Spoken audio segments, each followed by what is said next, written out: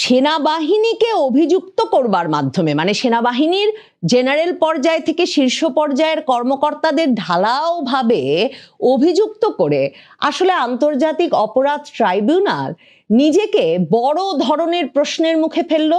যে বিচার কার্য তাড়াহুড়ো করে শেষ করে তিনি খুব বড় বড় মাছদের, বিগ ফিশদেরকে লটকে দিয়ে এই আন্তর্জাতিক অপরাধ ট্রাইব্যুনালের বিচারের মাধ্যমে ইতিহাসে নাম লেখাতে চাইছিলেন, বা আন্তর্জাতিক অপরাধ ট্রাইব্যুনালকে এই শেখ হাসিনা শাসনামলের বিচারের একেবারে অগ্রদূতে পরিণত করতে চাইছিলেন।